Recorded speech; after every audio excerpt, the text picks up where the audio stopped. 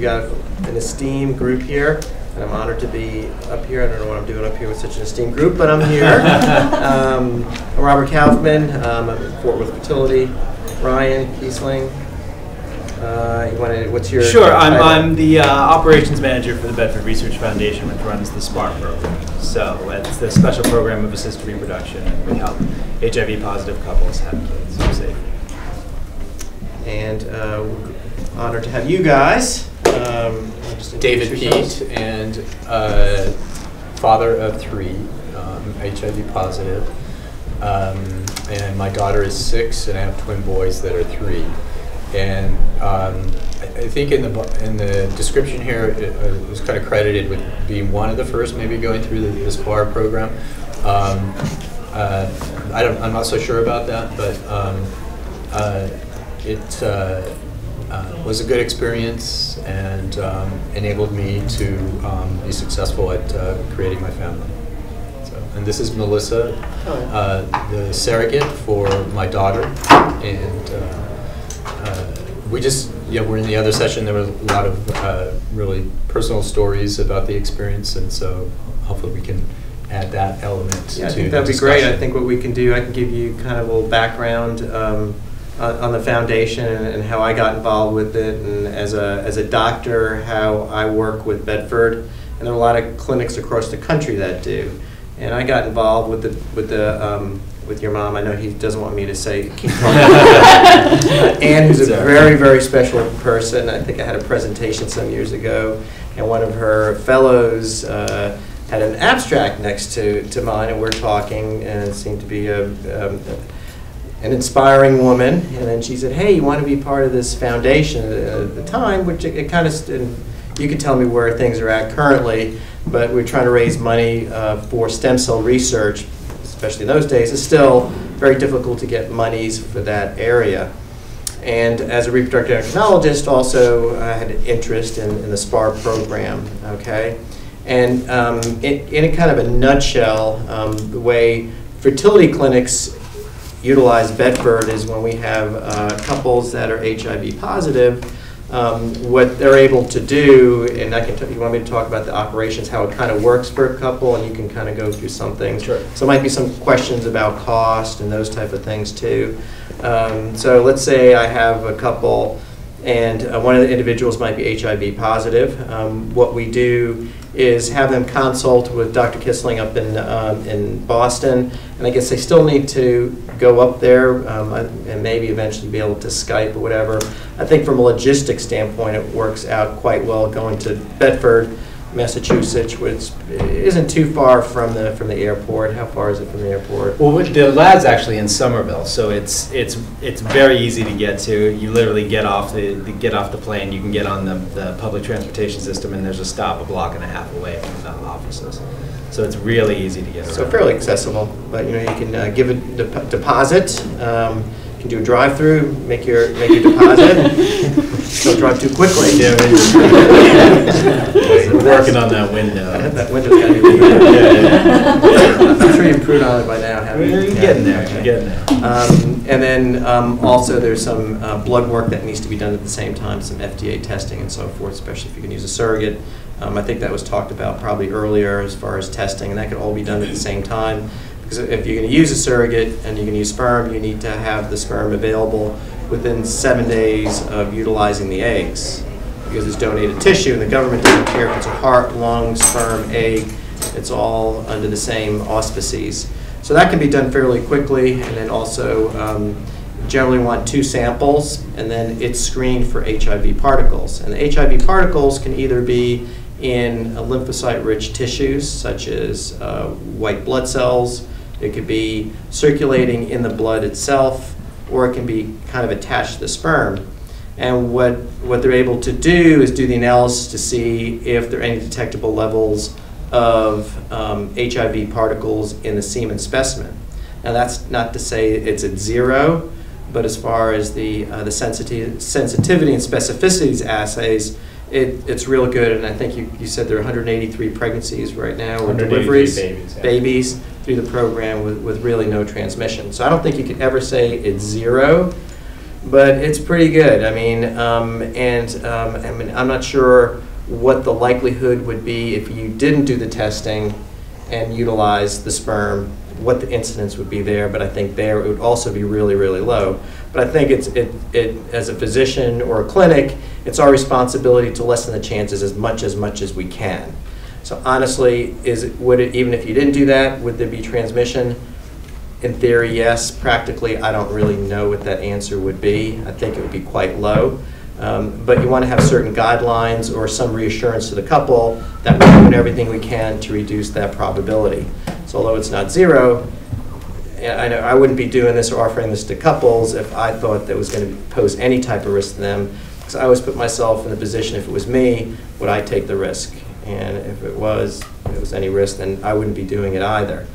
And then the sperm is frozen, and so before it goes through the process of freezing, what they'll do is they'll do a sperm count so you know what you're working with, and then also, you know, sometimes they'll also do, I don't know if you guys still do that, I think you guys do, you'll thaw it just to kind of see how it does with the thawed specimen as well. And then it's kind of like when you get an aliquot of sperm, and let's say it's okay, depending on the concentration, you can split up into several vials.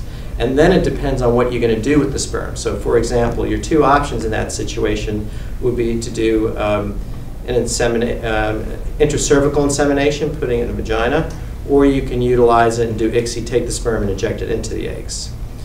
So you've got those two techniques. And the foundation, they also keep track where you need to check HIV, of course, before.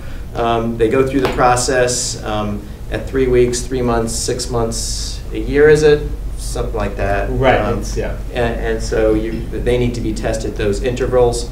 If you do intracervical insemination with it, there's a Milex cup you can use for if it's and you can put in there. Then you take the cup out 4 hours later. That's kind of the protocol, and you give an antiviral medication at the time of the cup insemination. Of course, you know, the couples would be screened. If you're going to be doing the process, you want to know what kind of sperm count is, and if it's low, IVF ICSI works well for that. If the sperm count is low, they want to do cup insemination. Sometimes doesn't work too well. It really doesn't. But then that's kind of up to the couples to decide, and what we do as clinicians is give them an idea what the expectations to get pregnant are, and they can decide is that worthwhile for them as well, because obviously insemination is going to be less expensive, but it works it doesn't work quite as well, I'll be honest. And then you have the in vitro fertilization with all those things that are related to that. So it's actually pretty, you know, I know most clinics in the country that do utilize sperm HIV couples use the Bedford Foundation. We are just thrilled that they're around. They've been around for a long time, and they're really dedicated to this. So I don't know what kind of questions you personally had for me regarding the medical aspects or the sperm preparation or testing. Dr. Batsofen. I have a question. So what, if anything, are you doing with HIV positive women? Not much. I mean, you know, if they're HIV positive, as far as what? I mean, for them to have a... Well, first of all, are you doing anything different with them? And are you getting results? I'm not seeing good outcomes. I personally haven't done really HIV positive women. As far as what is, Joel, you want to tell us your experience with it then?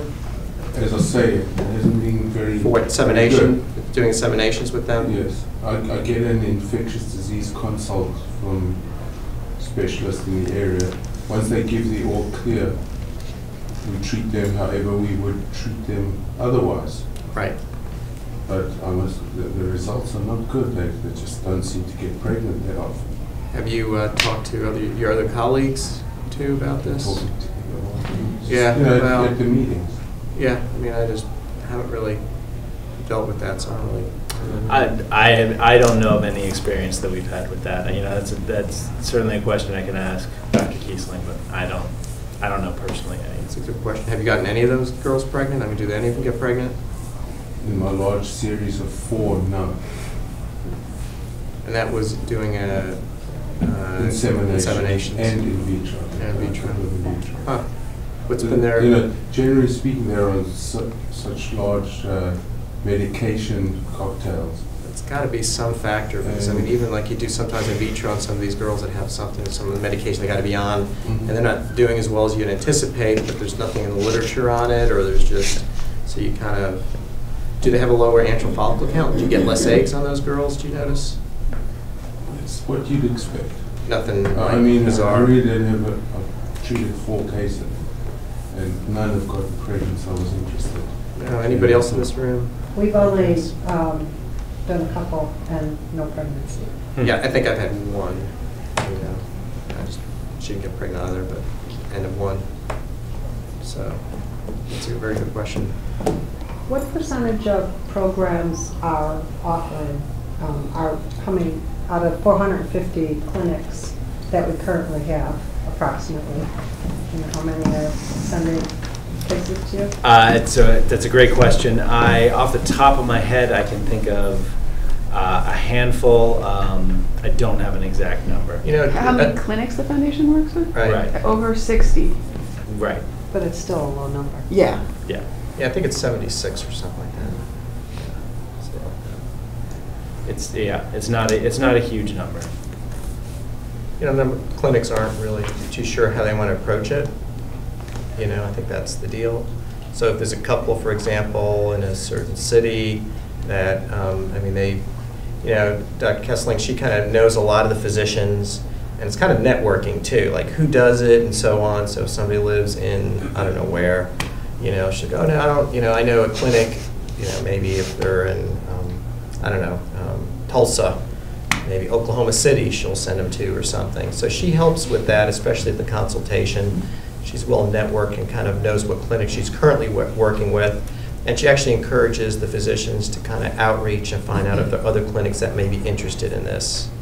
But at least, I don't know, from a foundation standpoint, to me it seems more and more centers are learning about it and know about it.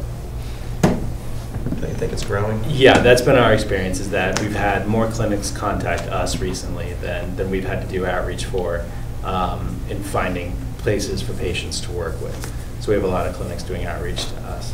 You know, we are, if not the only, one of the only people doing it. So. Yeah, I don't know anybody else that's doing it. No, I know a couple places that are trying to get it started up, but I don't know any place else that's doing it other than us right now. Could you explain the difference between the sperm washing and the PCR testing?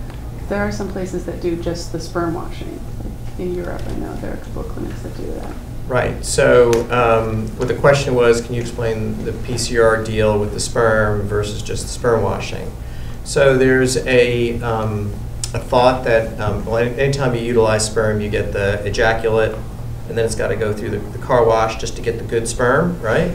And when it goes through the car wash, they kind of hope they're cleaning out the dead sperm, maybe the HIV particles, and that type of stuff. But it's really not really, you know, it may filter it out, but it may not take care of it all. Because what they did is they actually took a look at it, and they found that just by doing that, it doesn't necessarily wash out all the particles. So rather, and then if you do the analysis after washing the sperm versus before, after it's not as the test is not as sensitive as before. So they'll do the testing on the ejaculate, and then they'll wash it and then freeze it. And if you get a specimen, for example, that has HIV particles in it, what they'll do is ask for, obviously, for another sample. And if, for example, there are a couple samples that have the particles, then you know it may be a little more difficult to get samples you can keep testing. But what they found, a lot of variability month to month too. So you might get a specimen this month, and there might be particles. Next month, there won't be. And once you hit on the months where you don't have particles, then it's frozen. And then it depends on how you're going to utilize it. So if you can use in vitro fertilization, you really don't need that many sperm for in vitro. So one specimen's fine. You know, they may want 2, but really, practically, 1's fine. But if you're going to do insemination, for example, you're going to want several specimens. So they'll kind of bank several specimens. And then what they do, at least what they do for us, is because of guidelines. What they'll do is they'll send to the clinic the tank before we need to utilize it. We'll take the vial out, we'll utilize it, and then send them back the tank back to Bedford. So from a logistics standpoint, it's really easy. For a physician and so forth, it sounds like it might be a little complicated, but it's a pretty straightforward. And I think there's certain days of the week where you can get the tank transported and some logistic things, but it's pretty straightforward. We're one of FedEx's best customers. So it's really, really easy The other to. thing you mentioned, because the sperm washing and the other one was the particle. Oh, the PCR PCR. test. PCR is the technique to figure out if there are HIV particles in the specimen. That's for polymerase chain reaction, which if there are particles, it's like a copier machine. Okay, got it. So if you got some stuff, it makes a bunch of the copies if it's in there, and then it tests for It's it. a way to verify. That, and then the other end of and then there's other things. You've got something called RNA and DNA, and this RNA, the PCR will kind of help you change the RNA over to the DNA, and I mean, it's more of a technical thing. Yes. Yeah, it's very highly sensitive. Just to dovetail real quick, and then I want to answer your question. Just to follow up on Rob's thought, you did a terrific job outlining it. Dr. Kiessling wanted me to convey, one of the reasons I'm here is to convey that nobody who does this process or goes through this process, it's going to work. And it's because of the variability in specimens that you were talking about.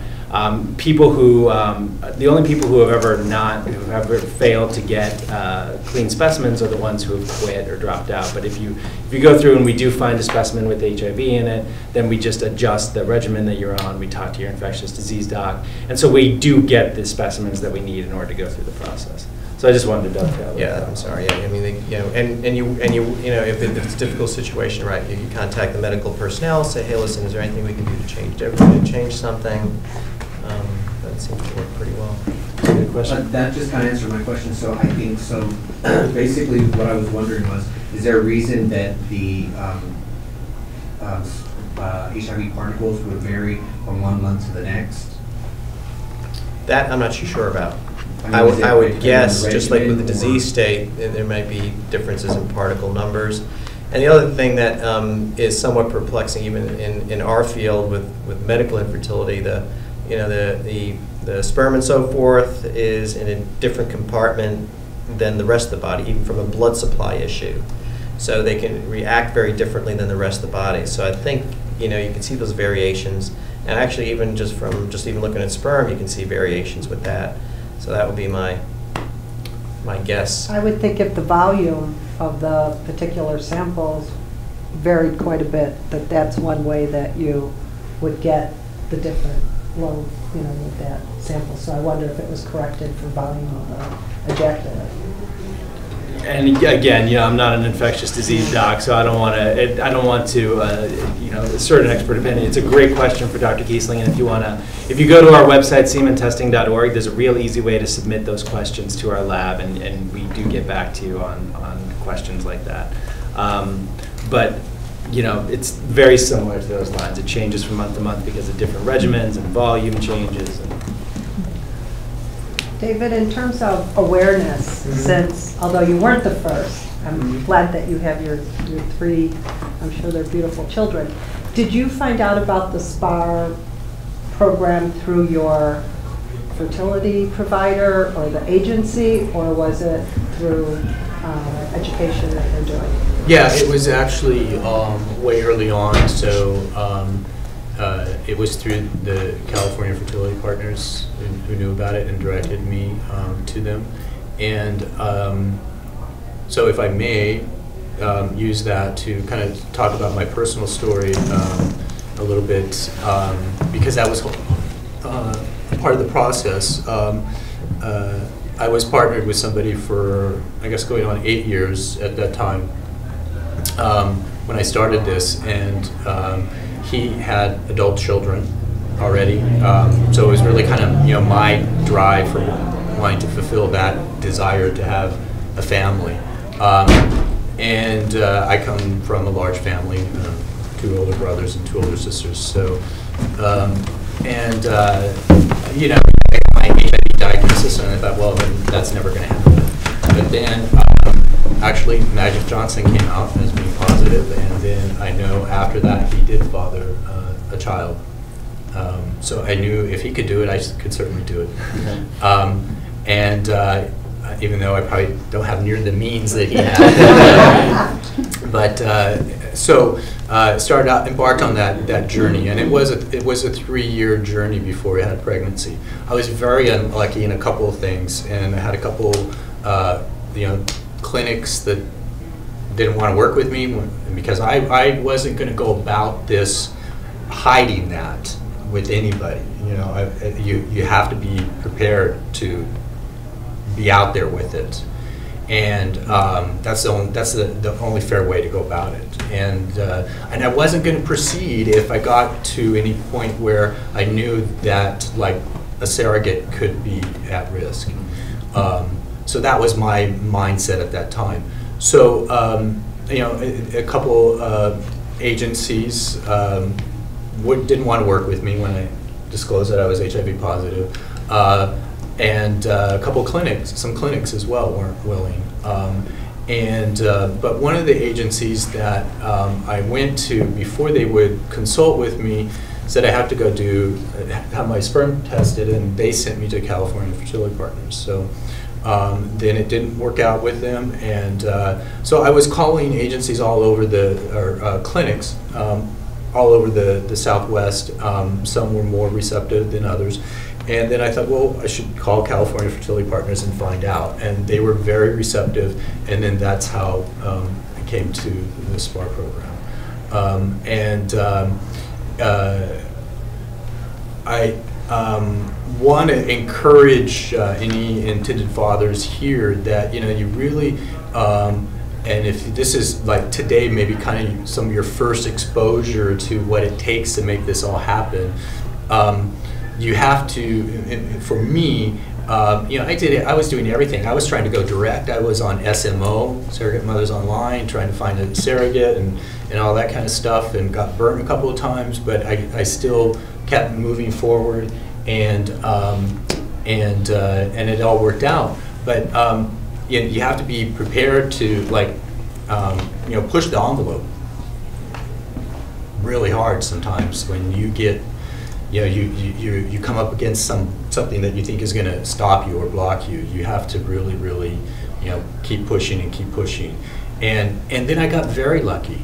I got very lucky because I sitting in these seminars, the first 2 sessions, when somebody was talking about, I think they went through 16 eggs or embryos with no success. Well, we had a fresh transfer, which resulted in with Melissa, and resulted in the pregnancy with my daughter. Then I was left with, I always was hoping that there would be more than one, or a family of more than one child. And my partner passed away 14 months after Catherine Claire was born, and he died of cancer. But I was left with 6 frozen embryos, and so I had to make a decision about those embryos. Donate them to science, destroy them, pay for storage forever. But I chose to try again. Melissa and I tried to. Things just didn't line up the second time around, so I got a different surrogate, and we were successful in the first try with the frozen embryos, which resulted in pregnancy with twin boys. And so, that's my journey. And despite those obstacles, really early on, and then meeting. Your mom, and getting over some of that negativity, the things that happened early on, I just said, when I have an opportunity to give back and help somebody with this process, I really, really wanted to do that. And so when I found about this day, this seminar, and I want to thank Ron for working out this special session so that we could share with you guys, our experience. It means a lot to me. Melissa drove all the way in from Las Vegas this morning to be here. It's really special for me to be able to share my experience and to give back. Thank you.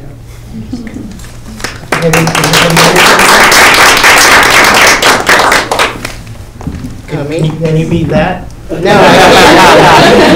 was going to say, there like questions that we can, questions that you guys. Well, we have so many stories. Oh, yeah. We could go on and on, but. Yeah. I guess what might be kind of interesting, I think, at least for all of us, would be, how did you feel knowing that, you scared, you're going to be using sperm, although it's been processed, and, you kind of heard what we said, right. But just, emotionally or intellectually, how did you feel when confronted with, an option of doing this? Well, emotionally, I guess, not growing up, but my family's had issues with HIV and AIDS, and my mom passed away from AIDS.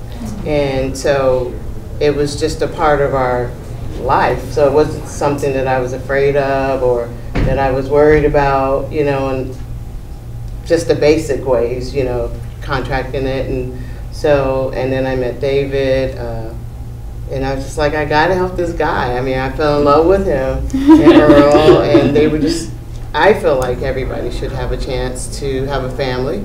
I have 4 kids of my own, so 27, 21, 13, 10, 2-year-old grandson. So, of course, when I met David, I was like, oh, I got to give him some of this. So, and pretty much the rest is history. We're here, and the kids are great, and we share on Facebook, phone, mail. We're always getting pictures, and I'm super stoked about that, of course. And the children are doing one of my favorite yogas now, and Catherine Claire is right on the mark with all of the positions and poses, and she's very bright. So, and my kids see David's children. My 21-year-old, she's on Facebook too, so she's always wanting to know what her sister's up to, So, it's just a family connection. And for a while, we stayed in Palm Springs with David during the pregnancy. So my kids were shuffled kind of back and forth to school, and we all just, it was like a vacation, like away from home. The kids enjoyed it. We did a lot of fun things, and also it was just like. Melissa came for the last month of the pregnancy to Palm Springs, so Catherine Clark could be born in Palm Springs, where Earl and I live. So we just became a family. So You want to talk to us about some of the online support network like SMO and people you were able to share concerns or later perhaps pass some advice to?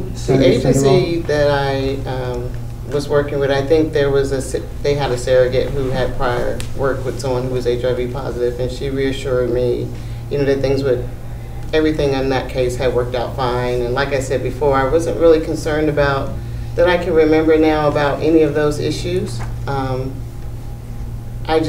Like I said, I just saw David, and I know he was passionate about having kids, and I know he had been through a few things with past surrogates and past agencies, and all of that lovely stuff, and not so lovely. But I just knew that if we worked together, that things would work out fine for us. And like you said, the first try, we got a positive, and we were just super stoked. Well, we follow SMO where they say you have to have French fries right after the transfer. Remember the pineapple, and so we did all the little kooky good luck stuff, and the green socks, for fertility. It all worked out. It also worked out really uniquely with the egg donor as well, who's a big part of the puzzle, obviously, and she was very, very supportive. And even though back then I think there were less egg donor relationships, or less open.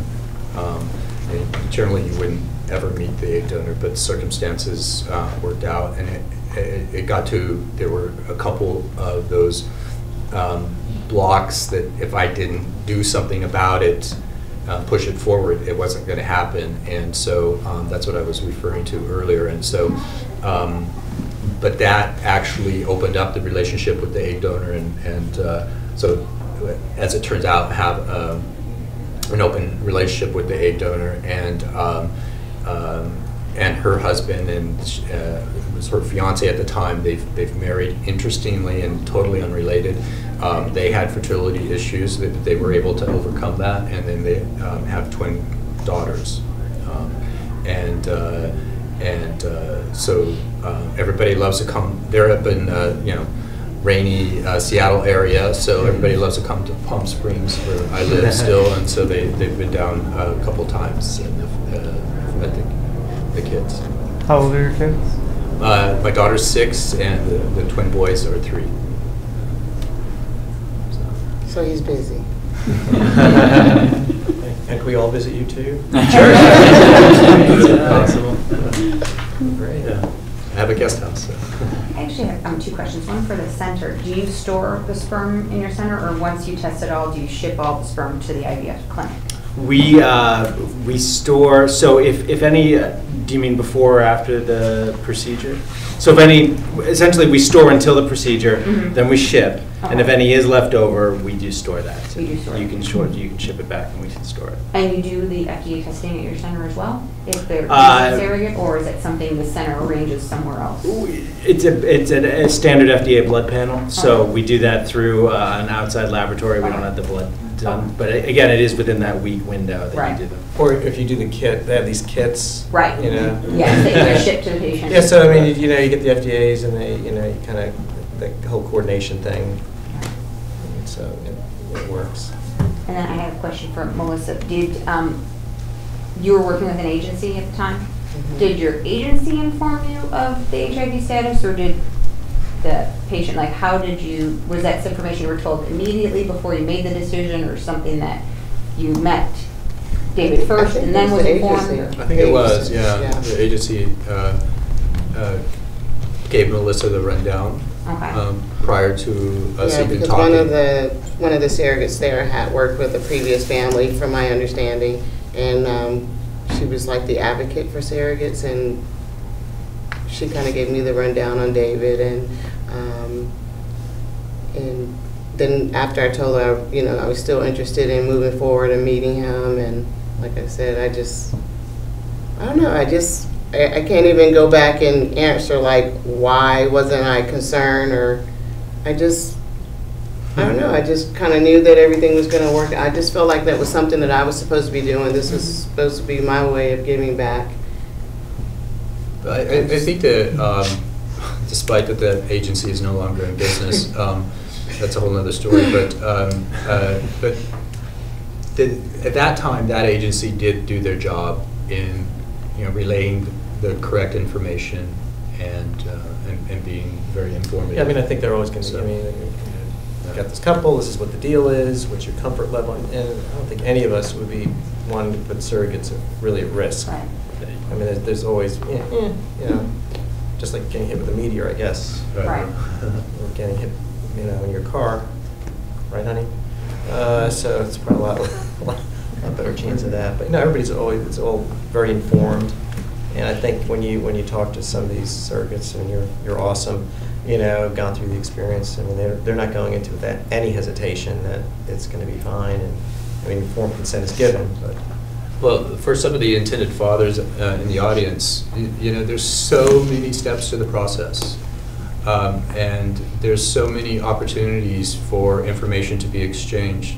I'd have to say it's very unlikely that, something as significant as somebody being HIV positive, but that there's so many other bits of information that you have to know that it's so unlikely that, and there's so many screening processes as well. It's so unlikely that anybody's going to go into this without a clear head of what they're getting into. And one of those steps, if you're not that far into it yet, is every clinic is different, of course, but the clinic that I worked with, California Fertility Partners, everybody had a psych screen as well. Everybody that was involved, including myself. So which routinely do, for all couples, a surrogate, partner surrogate, intended parents. Ryan, about how many more months does it typically add to a cycle to go through the testing and it really depends on when my understanding is it really depends on when you enter the cycle and how fast you proceed through the FDA testing and all that stuff. So I can't tell you an exact time. It's pretty individual, and that's something that you would talk about in the consult that you had with my mom or Dr. Kiessling. It's something that you could talk about with the consult and during the consult. It's pretty quick. I mean, if you got a sample that's clean, FDA stuff you get in a week, and it just depends on what are you going to do with that sperm, what process. No, I just wonder what your average was over time that you would expect, since you mentioned sometimes it takes second or third or fourth or fifth month, or I don't know how many, Yeah, is there an average? Check their, I don't know if there is an average, maybe there is, but check on their website. There's, it's actually a graph where they took a look at, gosh, I can't remember, maybe 12 guys, and they looked over a period of time. They looked at circles. I can't remember what is like clear meant a good sample, black wasn't, and they looked at samples over time to see how often you would get a specimen. But based on that, I think everybody, most if not everybody, eventually can get a good sample. It just depends on how long. Am I right? Yeah, that study is posted actually right on the front page of our site now, and it's a movie. So if you click it, you can hear the narration. And yeah, it's a real good longitudinal study of when specimens were positive on 1 month, and then another month they weren't positive. And I don't know if we have an average. It's a great question. If you email us or you want my card, we can stay in touch. I can find out the answer for you. For someone, if someone who's just considering this journey and interested, what would you suggest being like their first initial step to try to make this happen? I would, you want to get a sperm sample, and you need a semen analysis. One of the first things I think IPs, intended parents, should do is get a sperm sample, make sure there's sperm there. Because also with chronic illnesses, sometimes, that you might not have sperm. So I think that would be at least doing a semen analysis, and then getting in touch with either a clinic or an agency to see their availability and letting them know your condition, if that's what's going on here. I don't know, but because some agencies are probably better versed in dealing with these type of things than others. One of the companies we work with quite a bit, they're comfortable with it, and because we've had that situation before. We've got a client and HIV positive, and how hard is it going to be to find a surrogate? So we just had somebody that's finished up not too long ago, and we can probably do this fairly quickly. So along with everything else, I mean that's just the HIV aspect, but then the whole, I think finding the agency, if you want to use an agency or clinic, and then probably checking the sperm. And do you have some like in this area that you recommend, or? Yeah, I'm sure there is. I don't work in this area, Okay.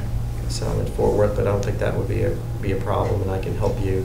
You can ask around. There are quite a few clinics here that are exhibiting, and I'm pretty sure That's most a good of them idea. do.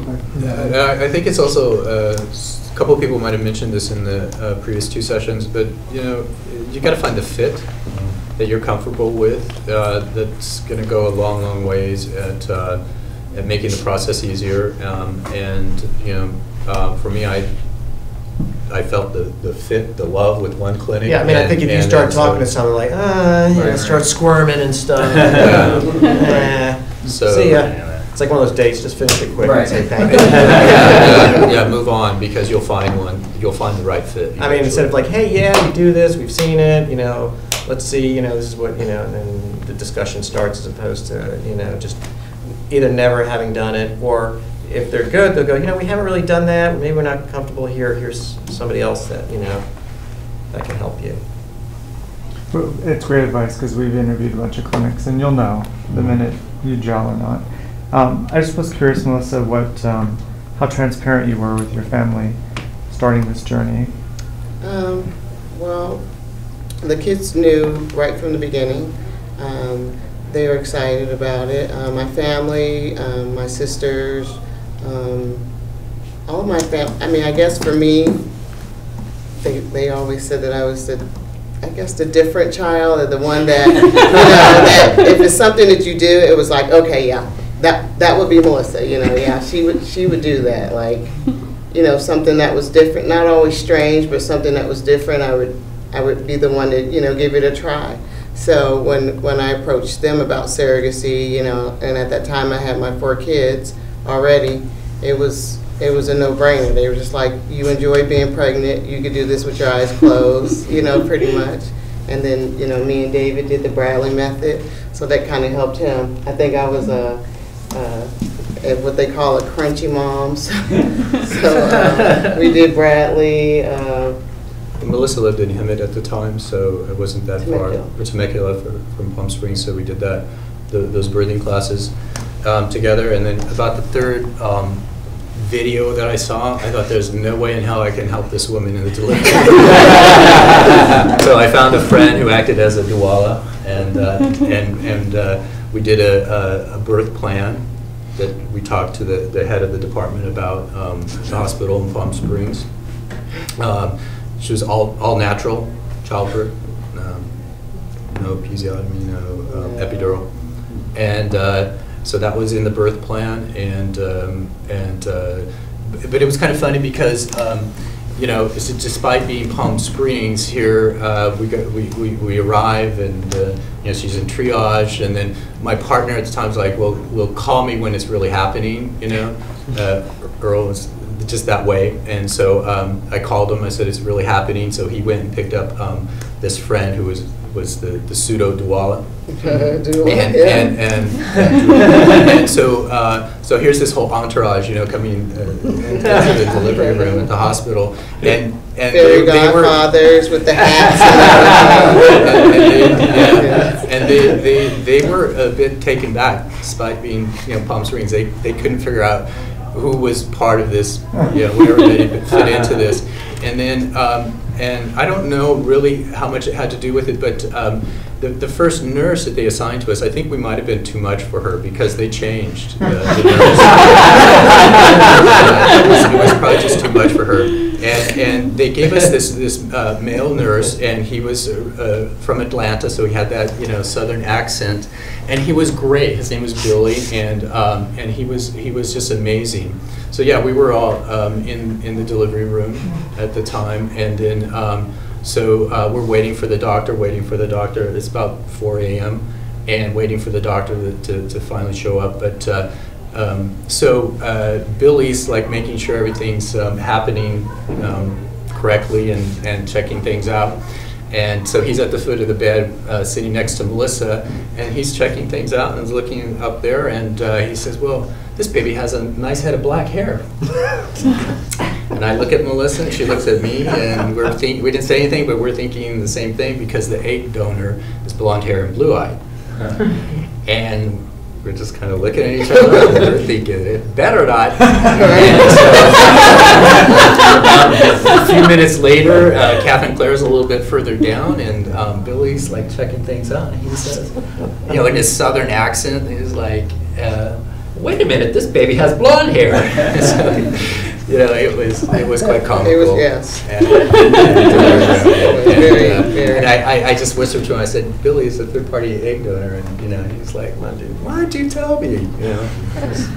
So he fit in with the rest of the chaos. Yeah. And I mean, I was just all day long taking all these notes about all these memories that we shared together, you know, through this process, and it's just very, very special. So I wish that for you guys. Yeah. One other thing I wanted, you guys had mentioned in the beginning about cost, and I mean, I'm sure that different circumstances are the cost will vary, but I mean, overall, is there like a certain level of expectation that someone could at least expect? It's a good question, and it does vary. On the whole, it's a very small percentage of the overall cost. We try to keep it very low. My mom's really big on keeping the SPAR part of it very cost effective so that people will do it safely. So I'm not comfortable giving out numbers just because I don't know them. I know it varies from. Yeah, I mean, the range, if you don't mind. No, go ahead. It's between about, for 2 specimens, you can probably figure around 2,000 to 2,600. Consultation, labs, the freeze, and then I forget what it is monthly to keep the sperm frozen there. It's 35 a month. Yeah, it's like something. 35 a month. So yeah, anywhere from like 2,000 to 3,000. I mean, that at least gives me some kind of idea. Yeah, I mean, it's not like 10. This is how she adds dollars, and it just never seemed realistic. I mean, the way that I. Right. This is how much it adds to the general surrogacy journey, which we know averages around $100,000, but it goes all the way from 80 to 170 or more.